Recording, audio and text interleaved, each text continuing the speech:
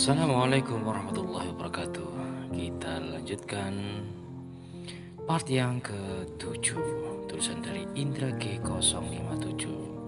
Friendku, dimanapun kalian berada, semoga kalian sehat selalu selama masa pandemi ini.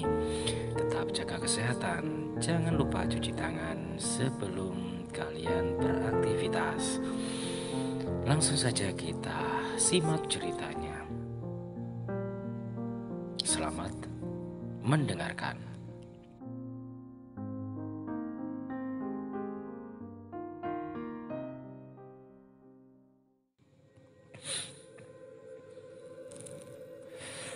Banyak orang yang bilang kalau seorang perempuan meninggal saat sedang melahirkan, atau dalam istilah Jawanya sering disebut mati kunduran, maka arwahnya tidak akan tenang dan bergentayangan menjadi sosok kuntilanak atau sundel bolong. Entah benar atau tidak, tapi kejadian seperti itu juga pernah terjadi di desaku. Sebut saja namanya Yusunti. Semoga benar ya. Beliau ini adalah tetanggaku, dan seperti yang aku ceritakan di atas, beliau meninggal saat sedang melahirkan anak ketiganya. Ada kisah pilu di balik meninggalnya Yusunti ini, di mana saat beliau sedang hamil, di saat itulah ia mulai mengetahui perselingkuhan Kang Marto suaminya dengan Yuseno, janda beranak satu yang tak lain adalah tetangganya sendiri. Sedikit gila memang berselingkuh dengan tetangga yang rumahnya hanya terpaut satu pekarangan, dengan kondisi istri yang sedang hamil pula. Tapi begitulah kenyataannya.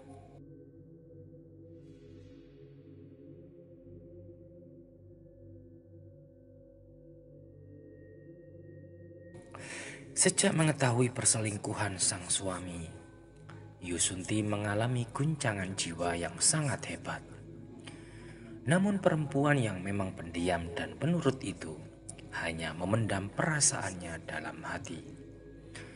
Tak sekalipun ia mengungkit-ungkit masalah perselingkuhan sang suami.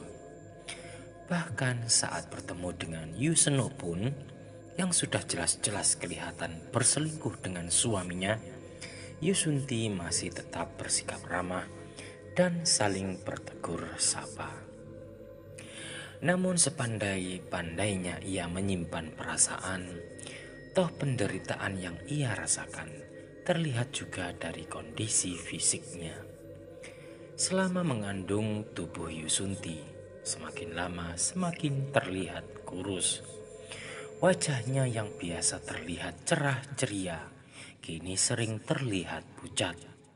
Setiap orang yang melihatnya pasti merasa iba. Para tetangga mulai kasak kusuk, memberi saran ini dan itu demi kebaikan Yusunti. Namun saran tinggal saran, entah karena saking cintanya dengan sang suami atau memang ia tak mau ada keributan, Yusunti tetap memilih untuk diam. Sampai puncaknya, saat tiba waktunya melahirkan, terjadilah kejadian yang mengenaskan itu. Kejadiannya malam hari dan pas hujan lebat pula. Yusunti merasakan sudah saatnya ia untuk melahirkan. Ia pun segera meminta sang suami untuk memanggil dukun beranak yang biasa membantu orang melahirkan. Saat itu masih biasa orang melahirkan dengan mengandalkan bantuan dukun beranak. Belum banyak bidan kayak zaman sekarang. Namun alih-alih memanggil dukun beranak, Kang Marto justru memanggil Yuseno, yang tak lain adalah perempuan selingkuhannya. Entah apa maksudnya dan entah apa juga yang dilakukan keduanya terhadap Yusunti. Yang jelas, saat kondisi Yusunti sudah parah dan mengalami pendarahan hebat, barulah mereka memanggil dukun beranak. Tapi semua sudah terlambat. Dukun beranak memang bisa menyelamatkan bayi dalam kandungan Yusunti, tapi tidak dengan si ibu. Perempuan itu menghembuskan nafas terakhirnya beberapa detik setelah sang bayi keluar dari rahimnya. Jerit tangis kedua anak Yusunti dan tangisan sang bayi mengundang perhatian para tetangga. Namun tak banyak yang bisa mereka lakukan. Mereka hanya bisa menyaksikan jasad Yusunti yang telah terbujur kaku dengan tubuh membiru. Timbul bisik-bisik bahwa Yusenuk dan Kang Marto sengaja melakukan sesuatu pada Yusunti.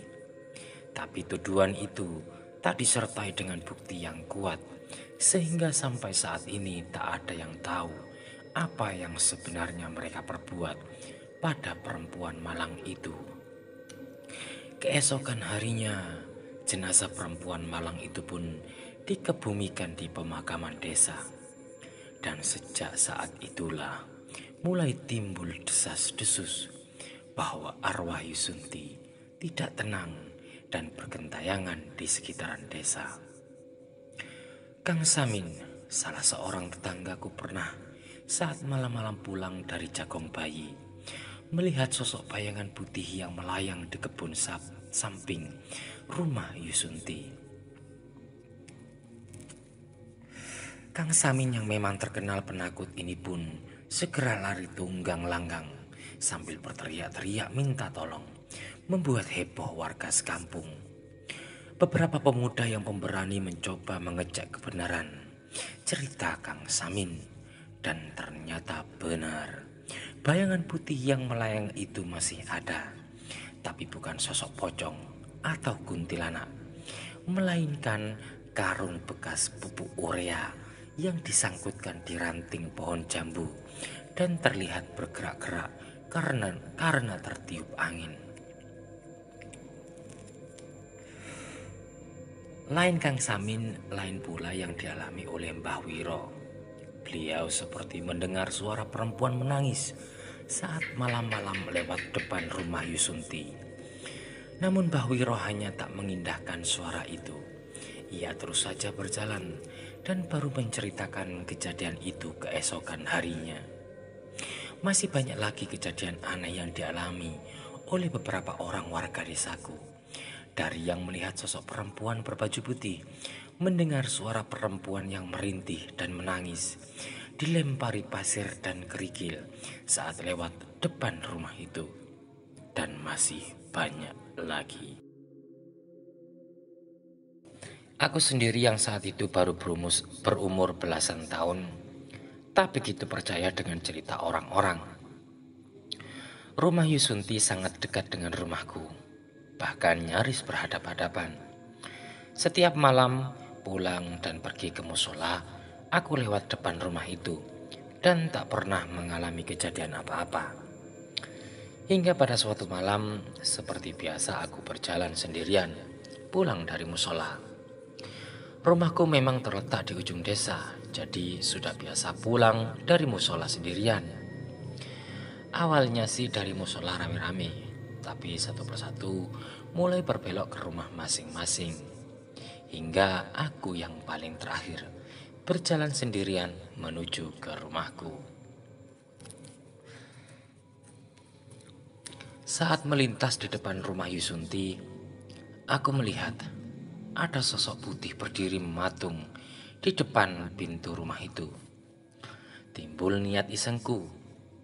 Pikirku, sosok itu adalah Mbak Asih atau Mbak Yanti, anak Yusunti yang juga baru pulang dari musola dan masih mengenakan mukena. Jadi dengan mengendap-endap aku mendekati sosok itu, bermaksud untuk mengagetkannya. Aku memang sangat akrab dengan Mbak Asih dan Mbak Yanti. Jadi tak heran kalau saat itu timbul niat isengku untuk mengagetkannya. Sebenarnya sudah ada yang aneh saat itu, kalau saja aku menyadarinya. Ada bau wangi yang jelas bukan bau parfum kedua anak Yusunti itu. Aku hafal betul dengan bau wangi parfum mereka. Yang aku cium waktu itu seperti bau wangi kapur barus bercampur dengan bau wangi minyak serimpi. Tapi entah mengapa saat itu aku tak begitu memperdulikan keanehan itu. Aku baru sadar kalau sosok yang ada di depanku itu makhluk halus saat aku berdiri tepat di belakangnya. Bahkan kedua tanganku sudah terangkat, siap menepuk sosok yang kukira anak Yusunti itu.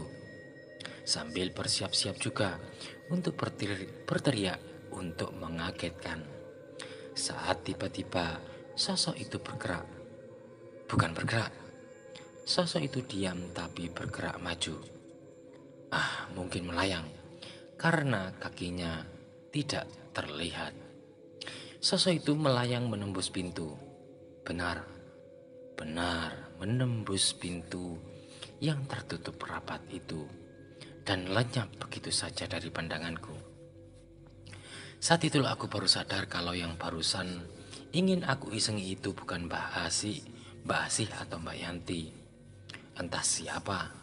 Yang jelas saat itu aku merasa takut dan merinding. Lalu segera berbalik dan berjalan cepat ke rumahku yang tinggal beberapa langkah lagi.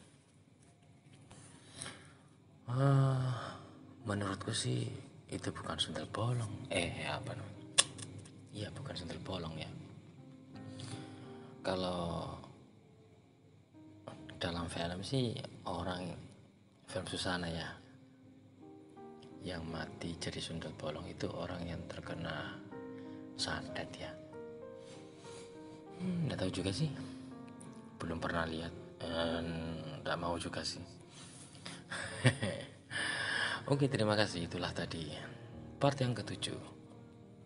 Jika kalian ingin membaca langsung kisah horor tulisan dari Indra G057, silakan kalian klik link yang ada di deskripsi. Sudah saya cantumkan di situ. Terima kasih, selamat malam, selamat tidur, selamat istirahat. Semoga kalian malam ini tidak mimpi buruk. Assalamualaikum warahmatullahi wabarakatuh.